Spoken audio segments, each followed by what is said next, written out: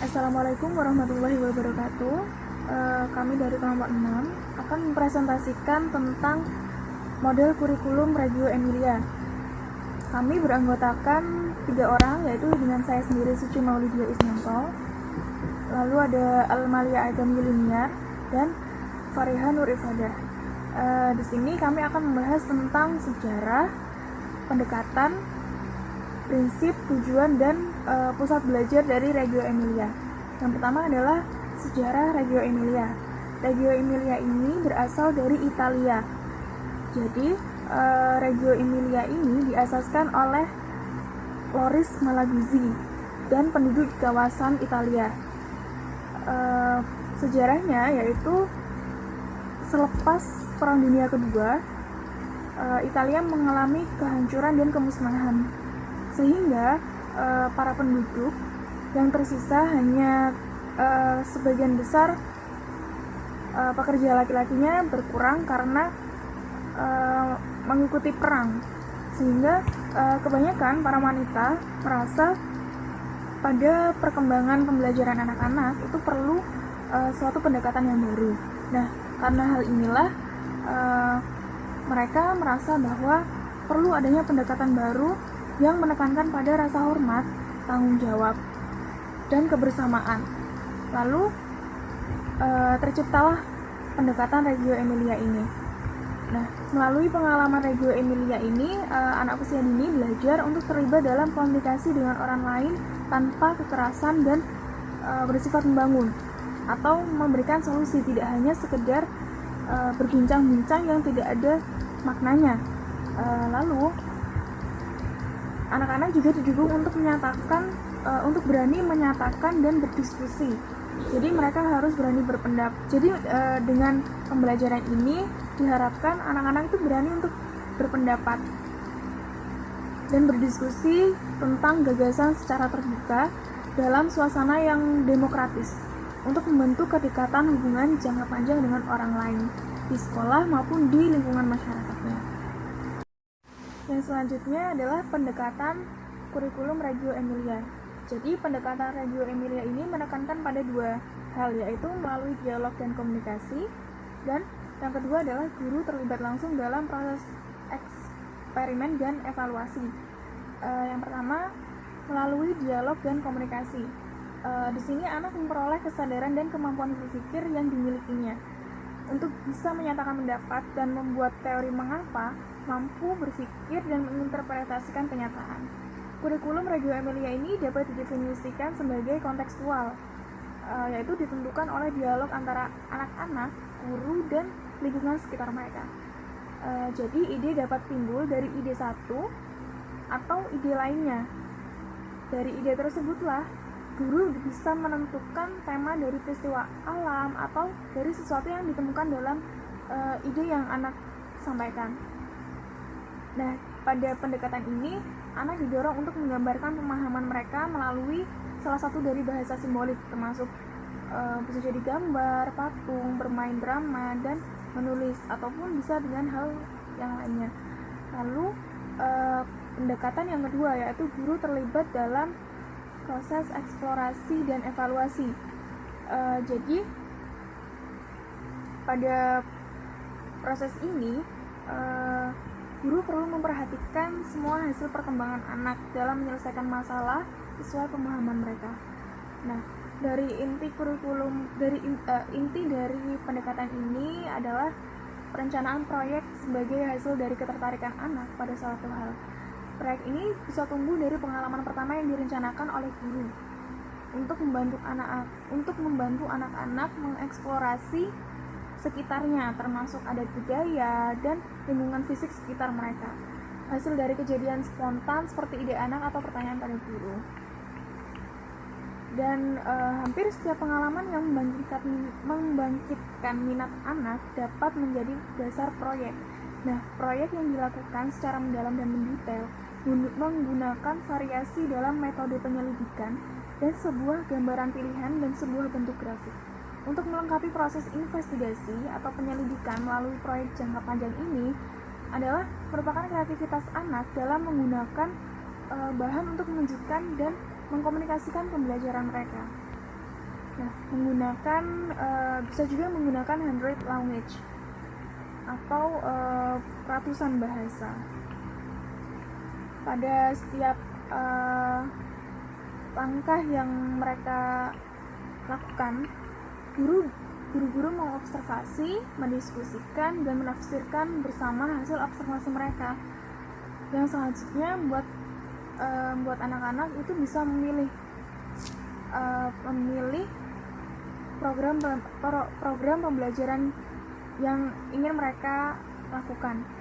Nah, dengan mendiskusikan dalam kelompok dan menilik ulang pengalaman-pengalaman dan ide-ide yang sudah mereka lakukan, anak akan tumbuh dengan pemahaman mereka sendiri.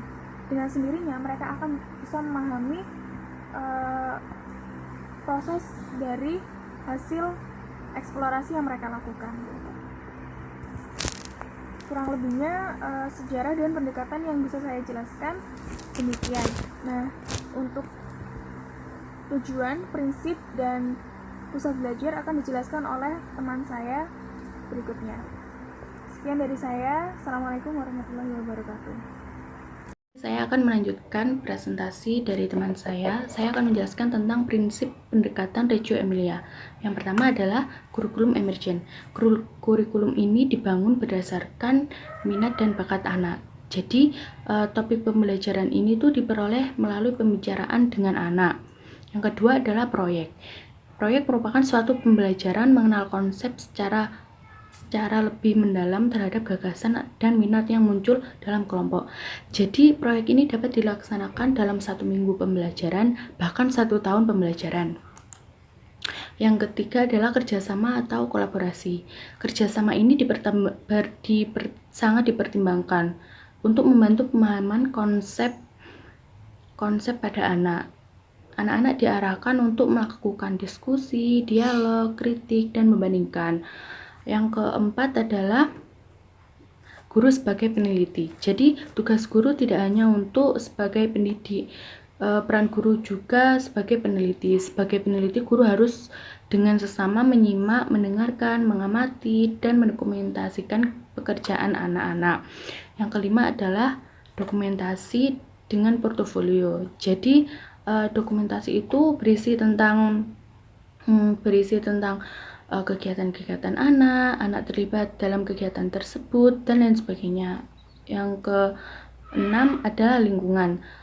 Model pembelajaran Reggio Emilia ini sangat mempertimbangkan lingkungan belajar anak. Jadi para guru itu sangat berhati-hati dalam menata ruangan untuk pembelajaran, bahkan menata ruangan untuk hasil belajar anak.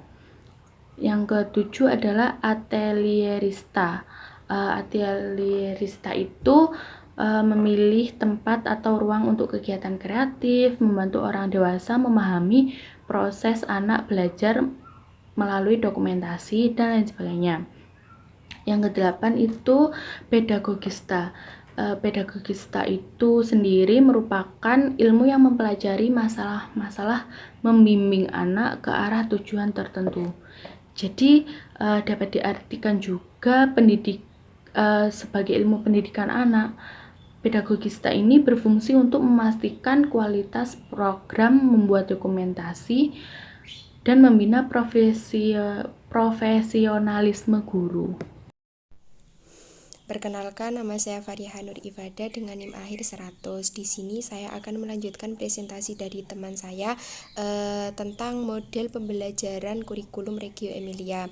Nah, di sini saya akan menjelaskan tentang tujuan dan pusat belajar dari kurikulum Reggio Emilia ini. Yang pertama dari tujuannya itu adalah di mana ide dan hak dari seorang anak, potensi dan sumber-sumber yang diabaikan. Karena pada kurikulum Reggio Emilia ini adalah bagaimana anak itu belajar terlibat berkomunikasi dengan orang lain yang memberikan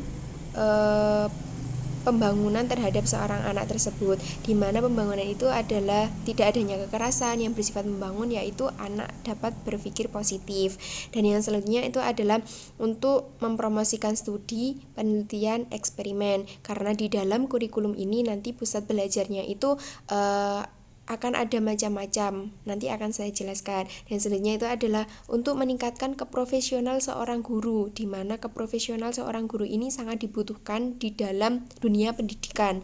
Bagaimana seorang guru itu bisa memberikan metode-metode yang baik terhadap anak, bagaimana cara-caranya guru memberikan pengajaran terhadap anak, apalagi pada anak usia dini, karena pada anak usia dini ini ketika pembelajarannya sangat membosankan, itu ya udah anak nggak mau belajar lagi. Jadi bagaimana guru menunjukkan keprofesionalnya agar anak itu termotivasi untuk selalu belajar dan terus belajar.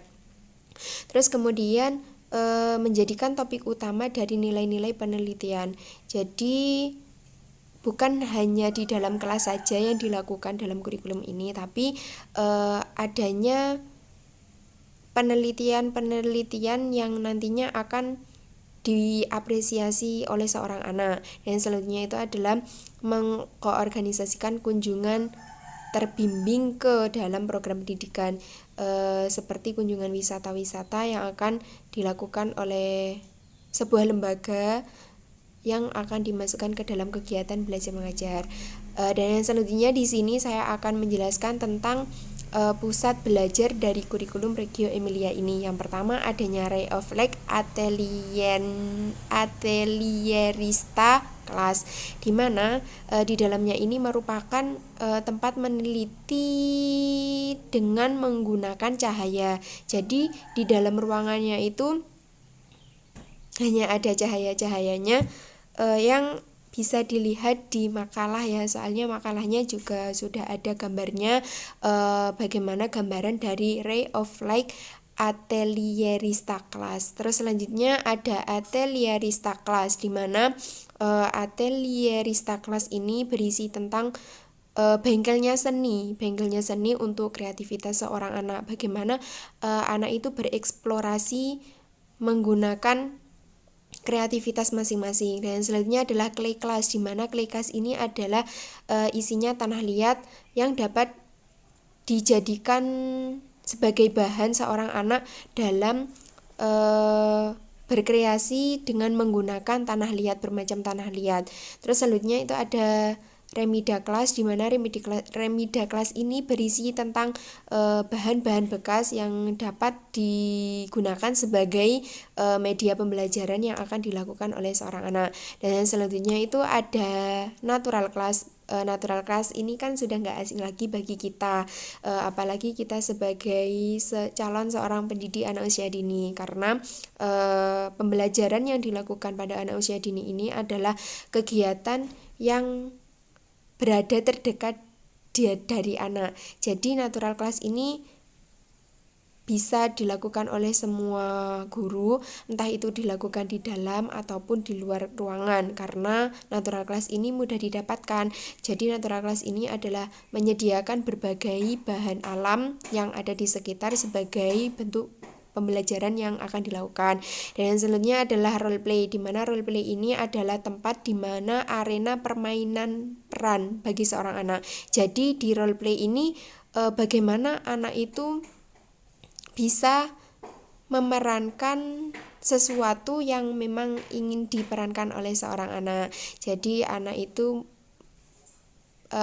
diberikan kebebasan untuk berekspresi, entah itu anak akan menjadi dokter, tentara, polisi, bu guru, ataupun koki dan lain sebagainya. Itu bisa di role play.